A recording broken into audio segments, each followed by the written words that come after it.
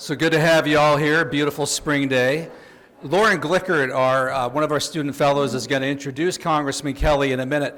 But I just wanted to welcome everybody and also just say I've got a personal bond with Mike Kelly. We were both born in Pittsburgh and raised in Butler. So we are both Butler High School graduates. Now, he considerably before me, so he graduated in 1966, which was the year I was born. So I never even actually met him at the same parish that we both grew up in, which is St. Andrew's Church in Center Township area. But he was a legend in Butler even before he was a congressman. He played football there. He was on an amazing offensive line. I think everybody on that offensive line went to a D1 school. He went to a D1 school. He went to Notre Dame. In fact, the year that he went, I think you guys won the national championship either that year. Yeah, the year that he went there. He and other guys on that line blocked for Terry Hanratty, which people old enough in this room to remember. So Terry Hanratty was the quarterback, Butler High School, went to Notre Dame, runner-up for the Heisman at Notre Dame, and then drafted by the Steelers in 1969. Number 2 in the draft for the Steelers, then went on to back up Terry Bradshaw, won a couple Super Bowls along with another Notre Dame alum and friend, Rocky Bleier, right? Rocky Bleier. In fact, you and Hanratty probably went to Butler Catholic together. So he has, and then he ran for Congress 2009, was elected in 2010. I can't believe it's already been 15 years now at this point. Also wanted to note, so he was there in Butler on July 13th, 2024, that day that could have been very infamous when President Trump was shot. And in fact, a number of people in this room were there. I was almost there covering it for American Spectator. Declined to go, but he was among the speakers there that day. So he is, as a Butlerite, I just wanted to be able to share that because we're so proud of him. And he continues to live in Butler to this day. So welcome back. And so welcome everybody. Here's the wonderful Lauren Glickert to do the formal invitation, right? Welcoming. All right. Dr. Kengor stole a lot of my intro, but that's okay. Just to re-articulate quickly what Robert said, so if you guys have any questions for Congressman Kelly, you can write them on those note cards. We're going to come around and collect them at some point during the lecture. Just to remind you that Representative Kelly is talking about the northern border, so just be mindful that those are the questions he's going to answer when you write down yours. That being said, today I have the pleasure of introducing Congressman Mike Kelly. Congressman Kelly was born in Pittsburgh and has called Butler, Pennsylvania home for over 50 years. A University of Notre Dame graduate and former football scholarship recipient, he entered public service through local government before being elected to Congress. In 2011, Representative Kelly was elected to the U.S. House of Representatives, and since 2019, he has proudly represented Pennsylvania's 16th Congressional District. He serves on the powerful House Ways and Means Committee, where he is a leading voice on tax, healthcare, and trade policy. He leads as a ranking member of the subcommittee on oversight and is an appointed member on the President's Export Council. He also chairs multiple congressional caucuses, including those focused on Korea, the automotive industry, retirement security, childhood cancer, and small brewers. Representative Kelly and his wife, Victoria, are proud parents of 4 children and 10 wonderful grandchildren. Whether in Washington or back home in Butler, Representative Kelly remains deeply committed to serving the values and interests of Western Pennsylvania. So please join me in welcoming Representative Kelly.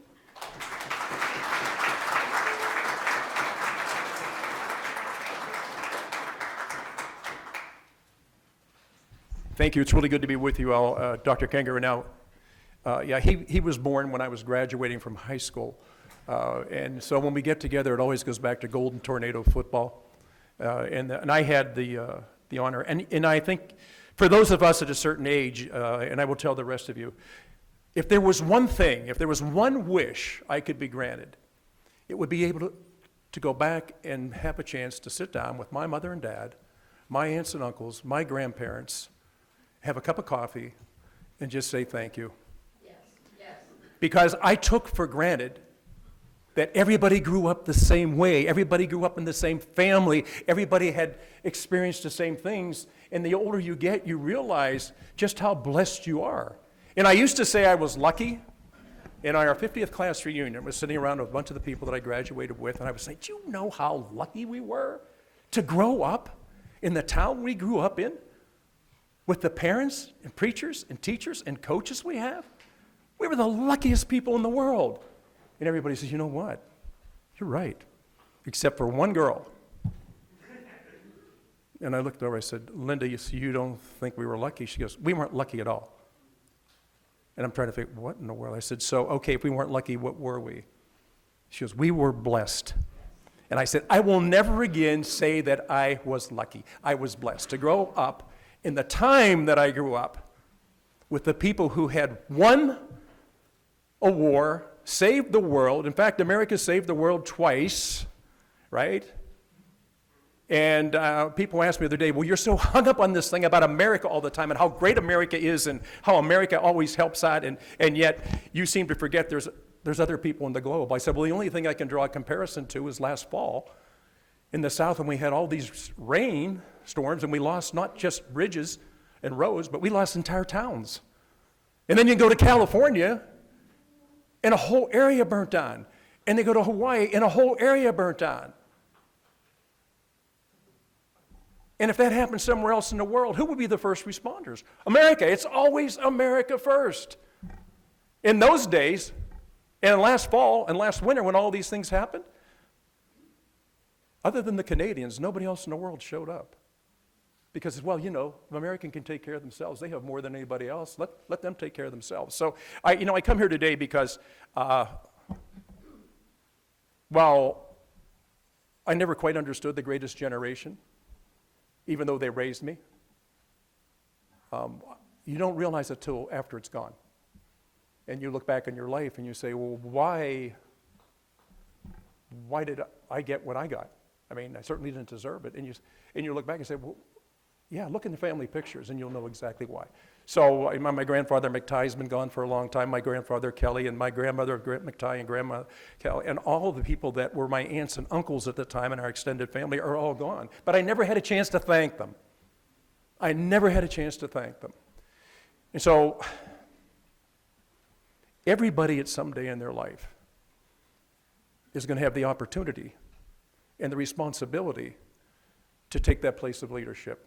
You may not like it, and you may not want it, but you can't turn your back on all those who had done that for the America that we live in today. And quite frankly, I've got to tell you, and I know Doctor and I agree, almost everybody I talk to, the culture that I grew up in is gone. I talk to people who don't understand. I said, how can you possibly think that way? Don't you understand what's happening? I said, true. On both. I don't understand what's going on today, and I know we'll never will accept it because it just doesn't fit. It just doesn't fit. It's not the America I grew up in. It's not the America that 1.5 million men and women died for. That's not the America. But everybody in this room has the opportunity to do something every single day to reinforce what those who went before us did for us. And it may not be something that grabs a headline. It may be something just as simple as helping out somebody in your neighborhood, somebody in your church, somebody in your school, somebody else in your family. So I think when we look around today, and Ben Chamberlain's with me, a Grove City guy, right? He traveled with me yesterday. We spend a lot of time when we have these breaks. So we're in Washington 3 weeks out of a month, and we spend a week back home. This time, though, we had 2 weeks back home because of Easter. And so Ben has a chance to travel with me this week, and he's seeing another side of the electorate that he didn't see before. We have it's more close up here, so we get to see people one-on-one, face-to-face, not over the phone. It's a lot more different, but it's been quite an interesting journey for Ben. And one of the things that we noticed early on, and we're here today to talk about the northern border. When we first started talking about the northern border, Kelly, the problem's not the northern border. You know, it's happening.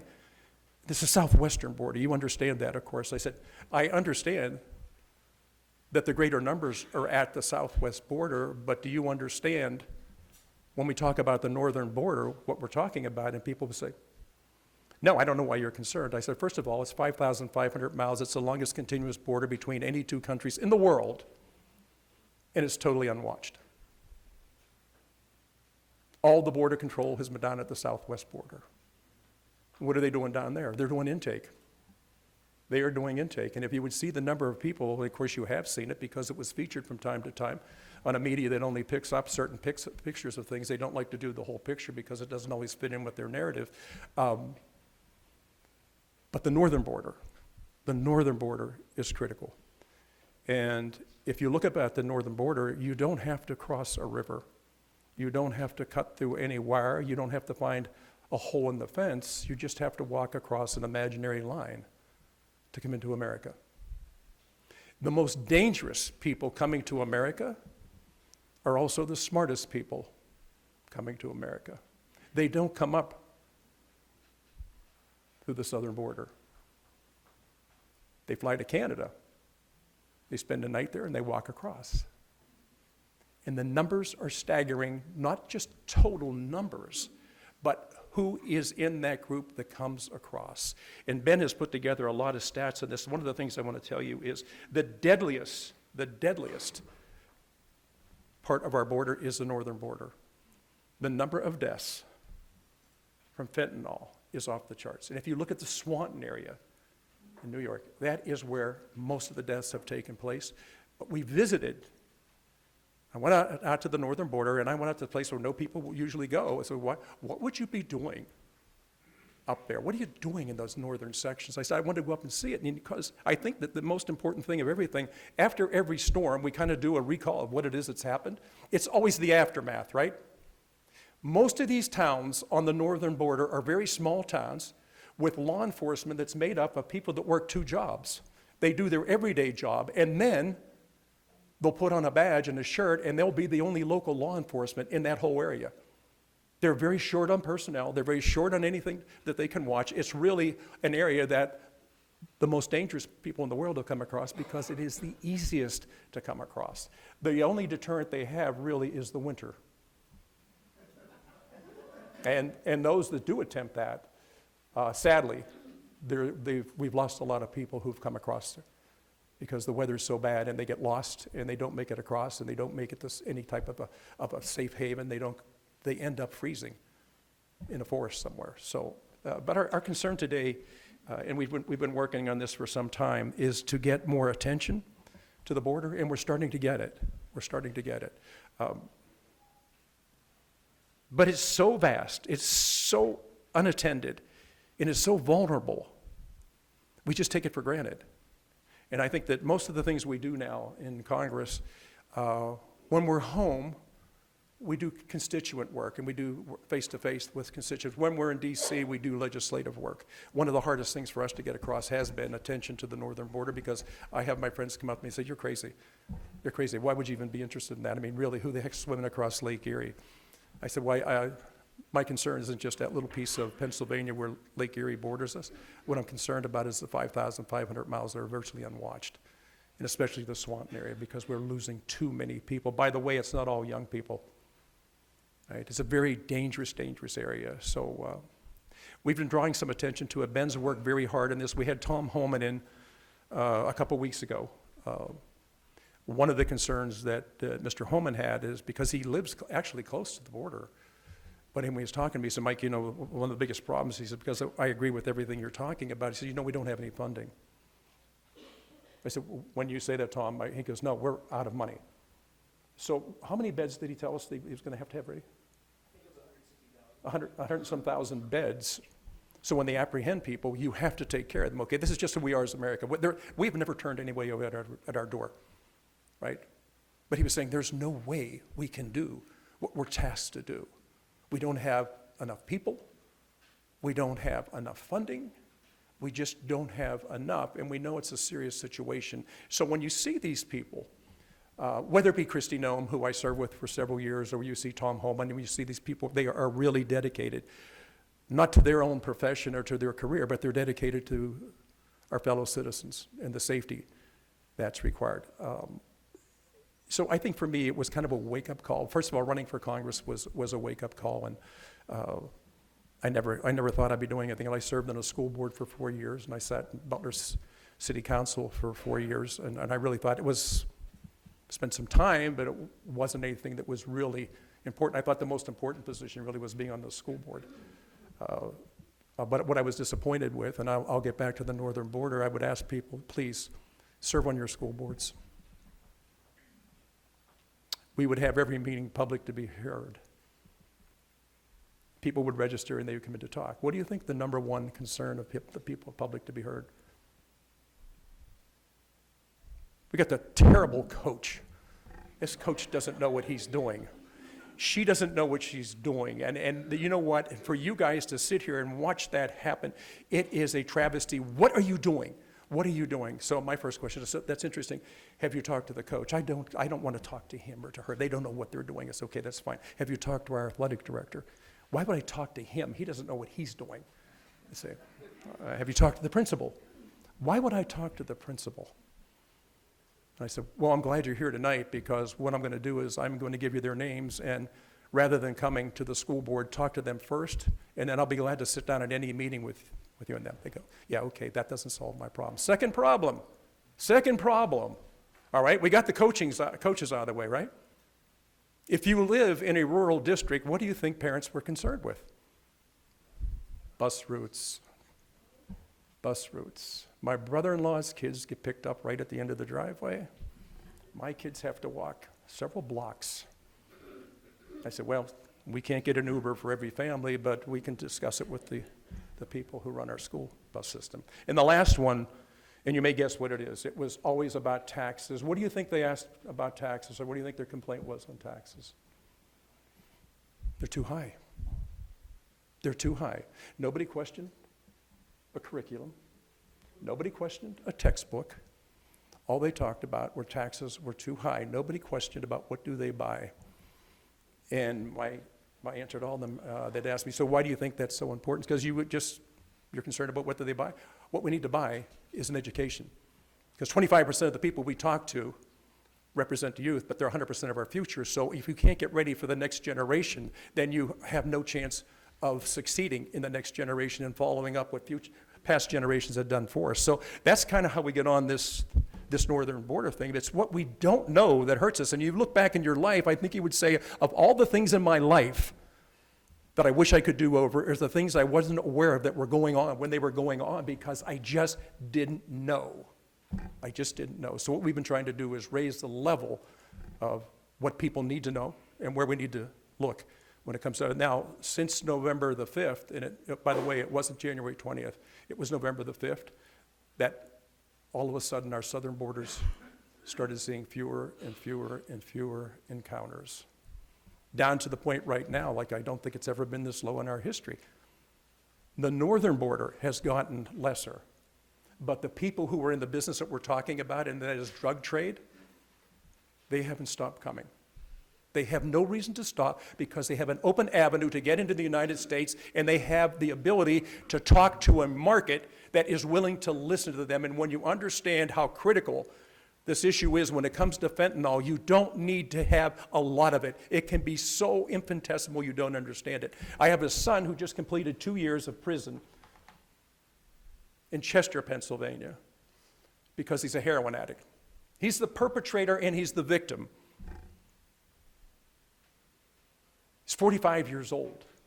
This started when he was 14 with some very things that people say, what's no big deal? They were only taking these things that weren't really important. So, some people don't get the flu. We just went through COVID. Not everybody got it. But there are people who are very susceptible. I've watched my son's life. And by the way, this is a moment for me. I wish I was the only father and my wife was the only mother that had a child that was going through this. I have talked to other people, and last night we met with some people from the PSEA, and they were talking to me about all the things that were wrong. And afterwards, one of the conversations I had with the gentleman, he comes up and says, I don't think you understand how important some of these things are we're talking about. I said, I'm on board with you. I'm on board with you. And I said, I think we all share some of the same problems. Now, when I told him about my son, you know what he said to me? I wish I had known that before. My son died of an overdose. So what does that have to do with the northern border? What is the number one concern of the federal government? Why did we ever, in God's name, why did we think we had to have a federal government? Number one, to protect our homeland. That was the whole reason. There was no other reason. I mean, we've gone way off the board right now with what we get involved in legislatively, and I see Reverend Powell here, and I think, my God, I'm so thankful of the generation that raised me, because kind of from the time I was little, I got it in a lot of different ways, but I got it, and I understood it. I am scared to death today that we are so oblivious to what is happening in our country. And it's happening at the borders. And it's happening as we sit here today. There are people coming across our borders that are coming from one reason, and that is to sell a product to our fellow citizens that can kill them. And if at some point we don't start to draw really strong lines and say, if you do this, there are going to be penalties for it. We have to protect the greatest asset we have, and that's our youth. So being here, I actually, I'll talk a little bit. I went to the University of Notre Dame, but stepping on this campus is like being in South Bend again. When I look at the architecture, it's the same thing. But I think more than anything else, my first time at Notre Dame was going in front of the Golden Dome, right? And as I looked at it, I was looking at the stairs, and they were worn in a lot of different places. And I thought to myself, just think of the people who tread those steps before you ever got here. Just think of how they went up those steps.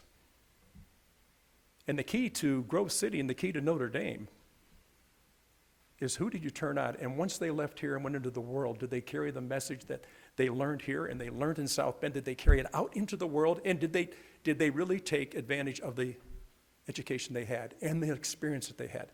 It's all about that. And this is why when Ben came into the office and we started talking about this northern border, we are educating people about what's happening. And I just tell you, please, we get hurt more often by the things we aren't aware of than the things we are aware of. It is the fact that we have been so oblivious to this northern border, and I'm talking about 5,500 miles. So you can start in New York City, drive over to LA, and then start back and stop somewhere in Columbus, Ohio, and just imagine you'd never see one policeman the whole way. That's the northern border.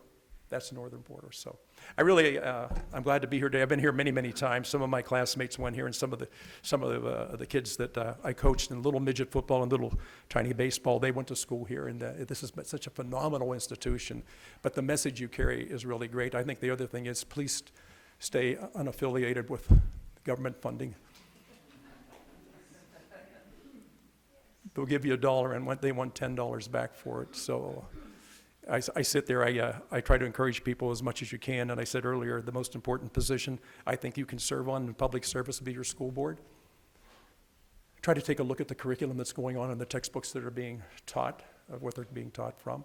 I'm a product of the greatest generation, who had also made the greatest sacrifices and did more for the greatest nation the world's ever known than any time in the world's history. So it's our turn, right? It's truly, life is a relay race, and we've been handed the baton by those who ran the first lap and say, okay, fine, it's your turn to run the lap, and whatever you do, for crying out loud, don't leave our next runner behind. Make sure that you haven't been lapped. And I think that's the greatest concern I have right now, the fact, and I mentioned it early, about what hurts us more than anything else are things we don't know. So I want to hear more from you, but I want you to understand it. And when you look at this border, imagine this, 5,500 miles that's virtually unwatched. So why wouldn't the most dangerous people in the world come that way? What they want to do, they don't want to be inhibited from practicing their trade. And they're practicing on our own people, and we're sitting back and we're saying, no, the problem was at the southwest border, but even though we don't have the wall the whole way up, we don't have a problem there. I said, no, we have huge problems right now. And it's not a matter of not having an open heart. It's not about not wanting to help people. It's a matter of, let's make sure that we're protecting the next generation of Americans that are going to get handed this baton, and they're going to have to run the race as fast as they can. The numbers are staggering on this, and as I said earlier, the most dangerous people are coming across the northern border, right? This fentanyl trade is off the charts, and unless you have gone through it personally, or have a family member who's gone through it, or a friend who's watched their daughter or their son go through it, it's hard to understand the anguish that goes with that. And then the aftermath of course, as a parent thinks, what didn't I see? And when I did see it, why didn't I do something? So the saddest days are looking back at the things we could have prevented and didn't.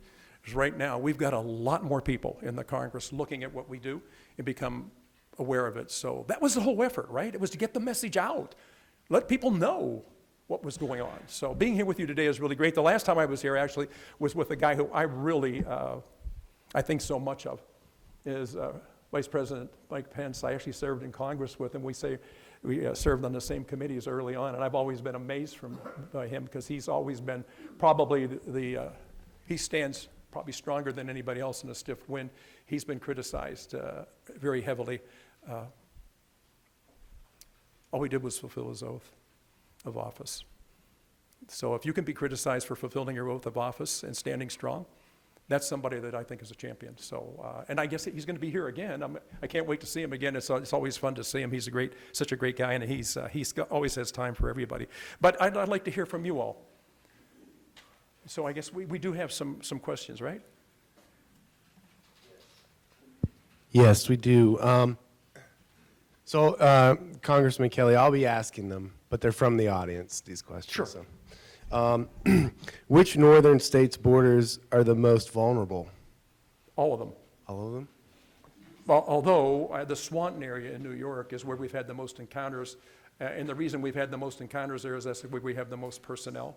And so we know what's happening there. What we don't know is about the rest of the border. So I want you to imagine starting at Alaska, come the whole way down, come into our western United States, come the whole way across the top of Canada, all the way over to the Atlantic. That's the border. That's the border. Does the northern border have the attention of the White House? Yeah, yes, they do have the attention of the White House. As I told you, we sat down, Ben put together a day that we spent with Tom Homan. Tom Homan was acutely aware of it because he lives up in that same area, by the way. His message, though, and I think, Ben, you can correct me, his main concern was we just don't have the funding. We're being required to supply an awful lot of ancillary items for the people that are here that we'll take care of that they're here, but we want them, they didn't come here legally. It's time for them to go back. There's a way to come to America. If your first action coming to America was to break one of our laws, I mean, that doesn't really, for me, that doesn't really think this is the person we need. I know, first of all, our immigration system, it's hard to do. It's hard to do for a reason, and it should be hard to do. It shouldn't be easy, but I think that more than anything else, when you talk about it, it's the fact there's a lack of funding for it, and I know you don't want to hear about that, and because I'll tell you what, we spend so much money.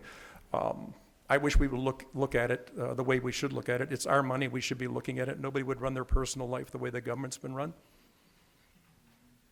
But by the same token, if we can't tax you, we just go ahead and print money. If they did it in the old days, it would be called counterfeiting. It's incredible. No, what we've done to our dollar is amazing. We've watered our dollar down. And I have no idea why we went away from a gold standard. I think, Doctor, it was like $53 when we decided no longer an ounce of gold would be $53. And if you could buy it for $53 today, somebody would accuse you of doing something illegal. But we have destroyed the value of our own money. We have watered it down so much. And for those of you who drink whiskey, I used to drink Irish whiskey, and then I woke up after a bad night.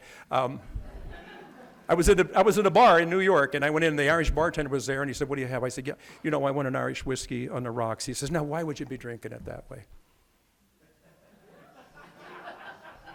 I said, "Is there another way to drink it that I haven't tried?" And he said, "No." He says, "Yeah." He says, "See what you're doing to it? You're watering it down. It's distilled a certain way, and it needs to be consumed that way. If you put something else in it, you've destroyed it." He said, "Now, for me, I wish you wanted me to put ginger ale or soda in it, because what I'd be looking for is to sell you more drinks to get there, because you couldn't get there just with one. That wouldn't satisfy. You'd have to keep drinking." And so I said, "Okay, I get it. But we've watered down, and the point is we have watered down our money." And I want to use those terms because when I tell people that, they say, "What does he mean, watered down?" what does he mean by that? And I can just tell you, in our lives, anytime we ran short on something, what we always did was water it down. It wasn't as effective as it was as a pure product, but we watered it down, so we were able to consume it. But with our money right now, we are going through so much. We can't print it fast enough. We can't find enough paper. We can't find enough ink, and we can't find enough room going into the future where our debt is. When you can look at a debt that's where it is right now and think that somehow it's going to be okay, and what I'll do, I'll just give it to my son or my daughter, or hopefully maybe my grandchildren will pick up the ball and they'll be able to get us back on track. I don't want to wait for that moment. I think it's totally unfair. So that's my answer on that, okay? So for those of you that drink Irish whiskey, just drink it the way it was distilled. The bartenders won't like that because you just drank 3 or 4 as opposed to just 1. So two-part question. Sure. So this is using North Dakota as an example. So the border of North Dakota and Canada, what is that currently? Is it just a big forest with, there's no markers, no fences, nothing in there? Well, you know what? So if you could imagine you're wandering through Moraine State Park, and it actually wasn't just a national park or a state park, that it was just open territory. That's what it is. It's just open territory. There's nothing there to distinguish one from the other. So when you look at it, and I got to tell you, when we went and actually rode with some of these folks, they are exhausted. I made a comment a little bit earlier. It's not so much the initial crossing, it's the aftermath. They don't come across for a half an hour and go to one of our outlets and do some shopping and go back to Canada. They come and they stay. And the reason they stay? Because they can. And I'm not saying there's not good people to come across. I'm just saying it's a dangerous, dangerous thing whenever we let people into our country without any vetting and say, it's okay, you can come. You can come, we want you, but there's a proper way to come, the same way all our relatives did. And I just think, I think we're trying to call attention to an area that's right now gets no attention at all. And they don't have the funding, by the way, they just don't. The border control, most of them are down at the southwest border. Now they'll start to come back up, but they don't have the numbers that they need, and by the way, they are exhausted. They work half days. That's not 4 hours, that's 12. And they still can't get the job done. The number of people we're trying to take care of, and once they get here, we give them a room, we give them food, we give them clothes, we give them everything. And it doesn't come from the government, it comes from the people who provide all the revenue that we have, and that's hardworking American taxpayers. We deserve, first of all, we're committed to the fact that we need to make sure that whatever it is that you put in, that it's being spent the right way. This irresponsible way of spending money is just, I don't understand it. I've been in the private sector my whole life, and Mr. Fraser's here. The one thing is when you're in the business and you can't make payroll, or you can't pay back your loans, usually what the banks do is they come and they put a padlock on whatever it is you own, and then they turn around and they sell it for pennies on the dollar. We are quickly reaching a point that we're just going to turn upside down, and the rest of the world's okay with that. The second part to this is, what are the majority of countries where people are coming from who enter illegally in the northern border? Well, it's not so much the number of countries, it's the people that are coming across and the product that they bring with them. When we talk about the southwestern border, so far we said there's 130 or 140 countries that are sending people from that area up through the southwest, right? These people are very selective on where they come across. You know how we say water always is going to seek its least path of resistance, right? The same with these folks who are in this business of selling these drugs. They're going to always take the least path of resistance. They can come through the northern border virtually unnoticed, untouched, and unstopped. And they can peddle their product and then go back and get more and then come back and do it again. Who's coming across the northern border are the most dangerous. And if you look at the people that we've apprehended, by far, anybody else that comes across to the southwest is like totally harmless. These people are dangerous, dangerous people who are making a living off of selling fentanyl into our country, and we're losing too many of our fellow citizens because we're unaware of them being here, and they're great with that. They hope we don't wake up. And the fentanyl's coming from China. Is that safe to assume? But China is the biggest offender, but the Chinese just, they peddle their wares other places, right? And I know that people say, I don't know how they do this, so it's easy. In the United States, all you do is put it in a package and mail it here. Because we don't like to tear people's packages apart because that's a violation. right? I mean, if we could think about it, where we are today is because we haven't been vigilant enough, and we have been so trustworthy. We're thinking that people are good people. People are good people. Most of them are, but then you have this other group that comes across that takes advantage of the fact that they know that in America you can get away with this stuff. We've got to find a way to stop it. That was part of the president's tariffs, right, when he was talking about what was happening. So if you put a big enough financial barrier, maybe that would hold them back from coming in. I got to tell you, the people that deal in that product, they could care less about the rules or tariffs or anything else. They have a trade that they're going to peddle. So we have time for a few more. If anybody has a last-minute question, just hold it up in the air, and one of our students will come around and grab it. But real quick, before I ask this, so I know we don't have a lot of students in here, but for those of you maybe not familiar, been here a few times, check this out. We did invite some students, and we told them that the questions, we do on paper. So one student came with a piece of paper with, there's 10 questions on here. They came. Wow. It's not going to happen down the road. Might happen at Notre Dame, but this is the kind of quality students that we have. She came with 10 questions. It's fantastic. So a question with the northern border and drugs. On top of increasing border security, would you support drug reforms such as legalization to reduce fentanyl death? Yeah, I'm surprised that we hear it mentioned, and from time to time, it's a subject that a lot of people talk about, but it's not an everyday thing. We went through, about 4 years of COVID, and everybody was alert to what was going on with COVID. We were wearing face masks, we were staying home, we weren't going out, we were not doing a lot of things because we were afraid we were going to infect other people. With this issue, it's virtually undetected. And, usually the old saying is a creaking wheel is the one that gets the grease. We're trying to be that creaking wheel so that we can get people more aware of it. I can just tell you this, we are losing an entire generation of some of the brightest and folks who, so many Americans have given their life to make sure that this next generation gets its shot. And I just think that prevention, right? An ounce of prevention is always worth a pound of cure. What we've been trying to do is just spread the word. And if you can, when you talk that, I wouldn't become obsessed with it because your friends will start to say, I don't want to go out to eat with them anymore because that's all they talk about. We need to be more alert of what's happening. I think that's our whole purpose and what Ben's been working on. And when you see the number of people, when we bring that message to them, they just sit there and they look at you and they said, that can't possibly be happening. Why didn't I know that? I said, because there's an old saying, there's no problems in our family, there's just a lot of things we don't talk about. And we don't talk about it, and I don't know why we don't. And so we've been using a bullhorn to get it out. And I have people coming up to me now and said, where have you guys been? I said, the same place you've been. You just haven't been listening.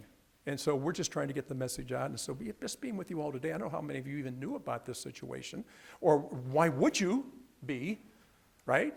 I mean, if you don't know, you don't know. But if you do know, then you start to take attention to it. But we have to really get the northern border states protected. They don't have enough personnel.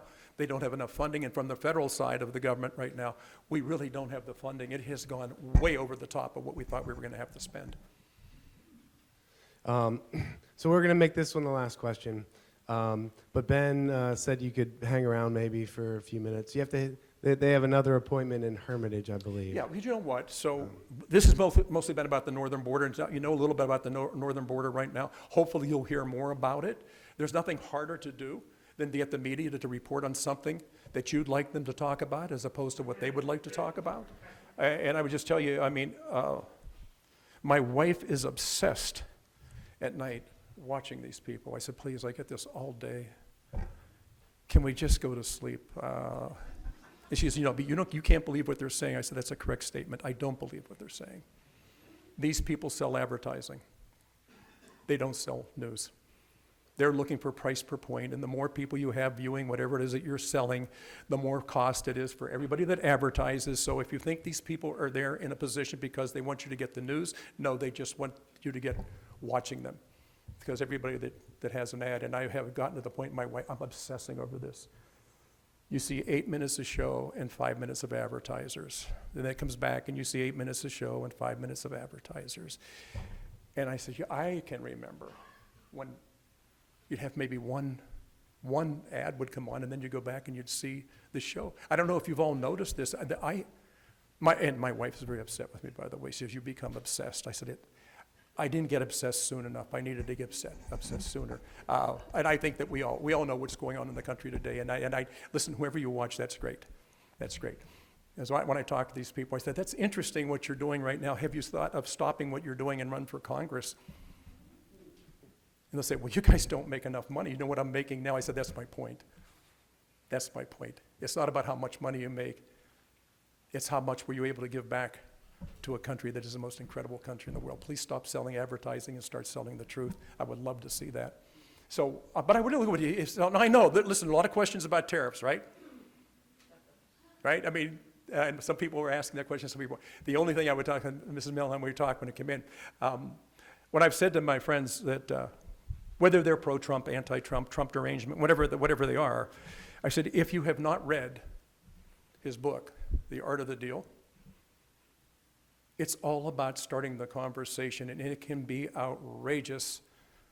And then people will say, well, that guy's out of his mind. And then a day later, they basically, I was thinking more about that, and maybe he's not so far off key on this. And I said, well, I think what he wanted you to do was just that, start thinking about it. There's a lot of things that are going to change. So, I think Paul had said, someone in the automobile business, and Kenny was in the automobile business, the most shocking thing to people? Do you know what a Mulroney label is? So if you've ever bought a new car, they call it the window sticker. If you go to the lower right hand of the window sticker, after they list all the equipment, all the prices, the lower right hand corner, there's a little box. And you know what shows in that box? Parts content and where it came from. So my friends in Ways and Means, when we were talking about this, I was trying to explain what I know about it, and of course, some of them understood, some of them didn't understand. So I brought in, and Kenny, you'll appreciate this, I brought in the window sticker off a Chevrolet half-ton pickup. And I brought in the window sticker off a Chevrolet Hyundai. And I passed it around to all the members of Ways and Means. I said, Jill, just a little exercise. Which car do you think was made in America? They said, oh, come on, Kelly. A Hyundai, a Japanese car. I said, well, actually, it's Korean. They go, okay, well, what's the difference? A Hyundai and a Chevrolet truck? Are you kidding me? I said, no. Which one's made in America? They said, Chevrolet. I said, no, go to the corner and tell me final production. They go, Mexico?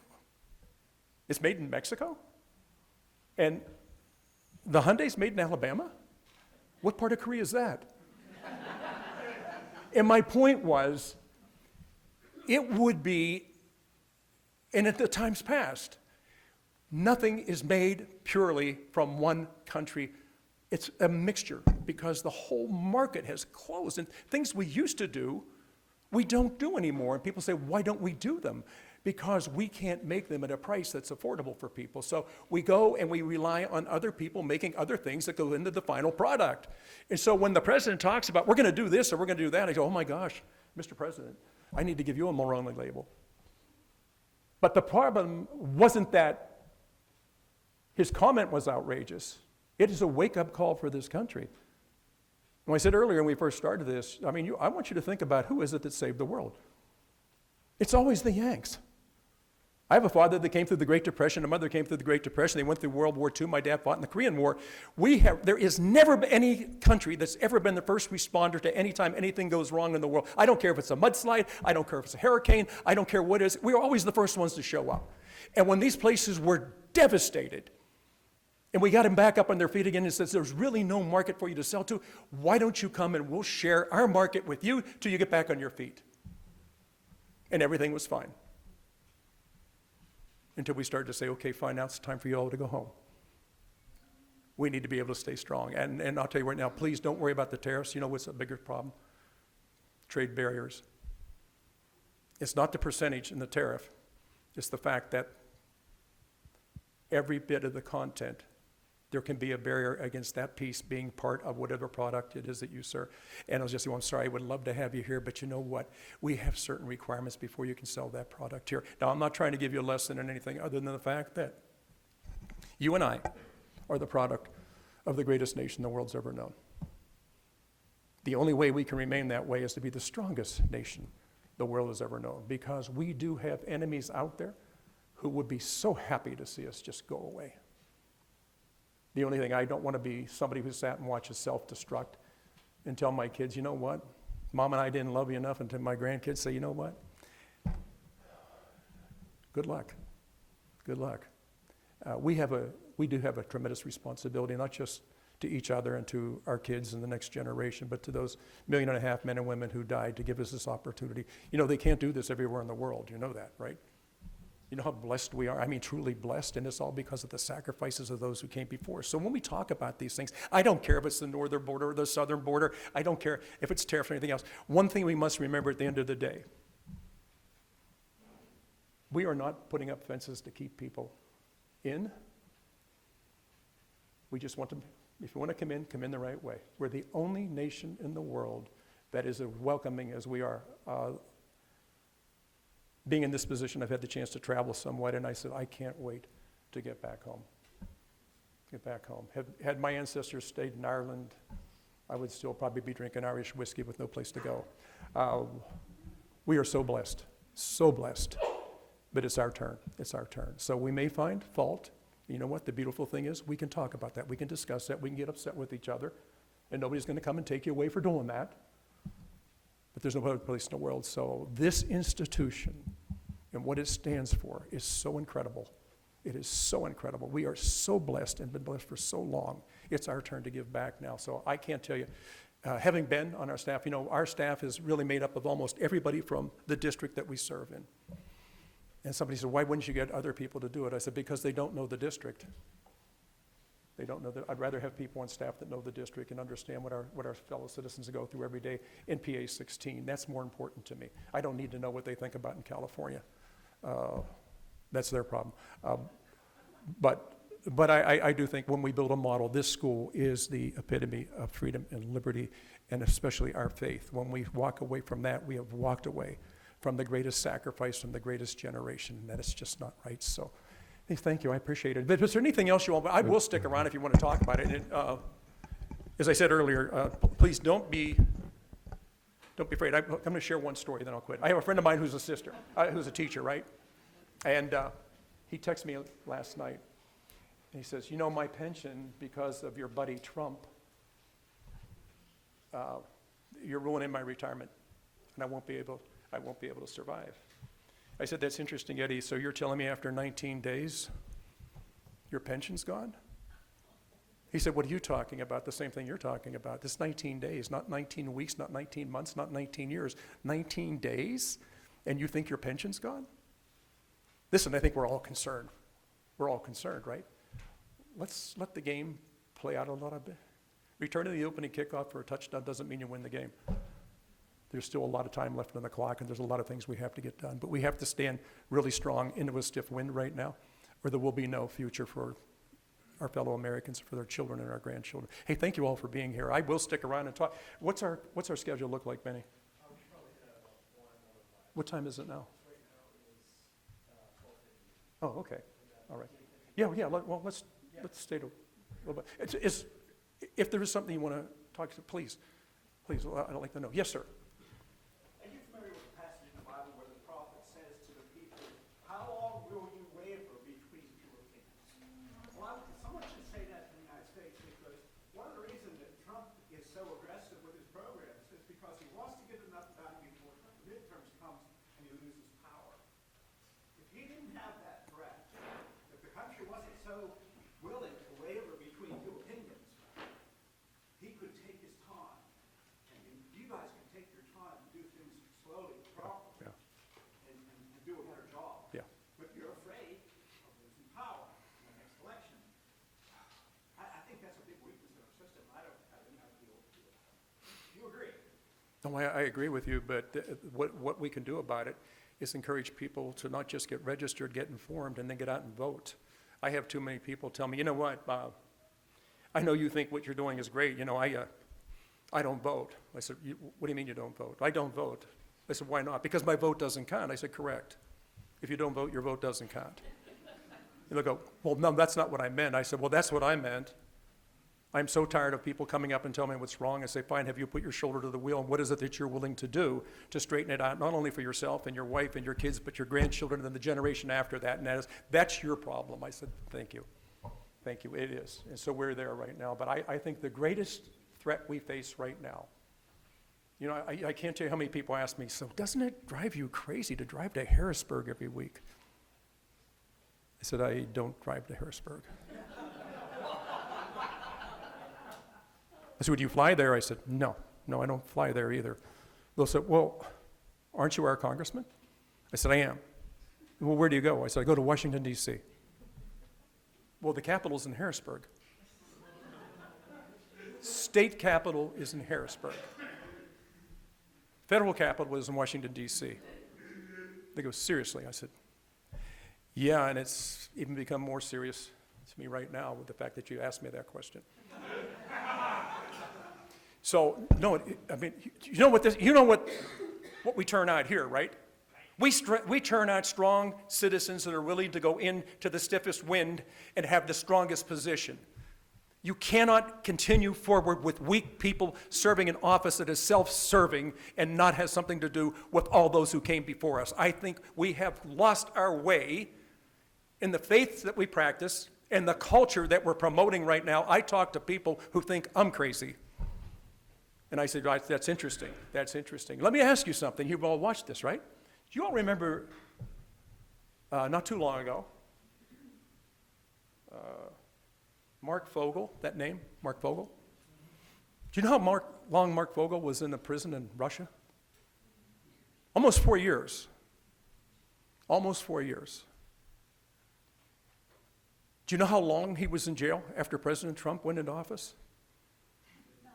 3 weeks. I'm watching on TV right now senators and congressmen and women. I got to get to El Salvador. This is horrible. This is so horrible. This is a good guy. I mean, what have we become? I said, that was interesting. You know, whenever my friends in Pennsylvania were trying to get you all on board to get to the State Department, and by the way, the State Department is part of the executive branch who was run at that time by former President Biden, they wouldn't touch Mark Fogle with a 10-foot pole. They're willing to get on an airplane, taxpayer funded, fly to El Salvador, and go to meet to make sure this guy's being treated properly after how rude we have been, and this president is horrible, what he's doing to these people. And I said, my God, where were you when Mark Fogle was suffering in a Russian prison? And that wasn't a big enough deal for you. That was no big deal, no big deal. But yet you can shed a tear. You can go through all this right now. And the reason I'm bringing this up, I don't want to get you mad. I want you to get you aware. There is a distinct difference. So I want you to think about that. Former administration left Mark Fogle in a jail for almost 4 years.